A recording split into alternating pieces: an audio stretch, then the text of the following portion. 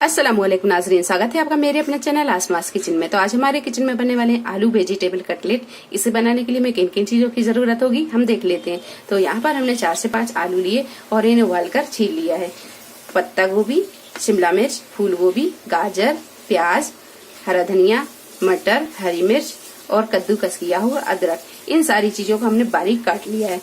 तो एक बड़े से बाउल में आलू को कद्दूकस कर लेते हैं।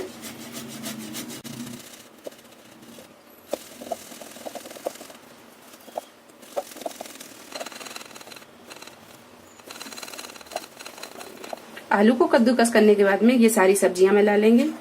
गाजर, प्याज, हरा धनिया, गोभी, मटर, पत्ता गोभी, शिमला मिर्च, मिर्च और अदरक।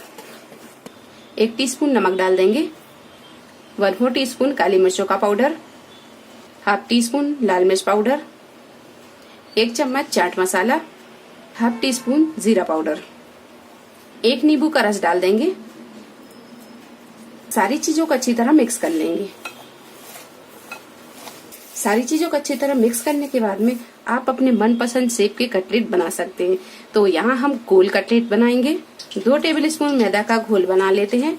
तो यहाँ पर हम थोड़ा सा पानी डालेंगे, अच्छी तरह हम इसे मिक्स कर लेंगे।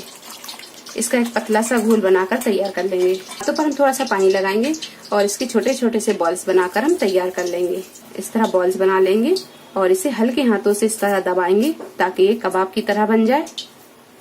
और इसे मैदा में इस तरह डिप करेंगे, ब्रेड क्रम्ब लगा लेंगे। इस तरह के सारे कटलेट बनाकर हम तैयार कर लेंगे। सारे कटलेट हमने तैयार कर लिए हैं। अब कर लेते हैं इन्हें फ्राई। तो कढ़ाई में हमने तेल को गरम कर लिया है। अब डालेंगे बड़े सावधानी से ये कटलेट और इस तरह सारे कटलेट को फ्राई करके हम निकाल लेंगे।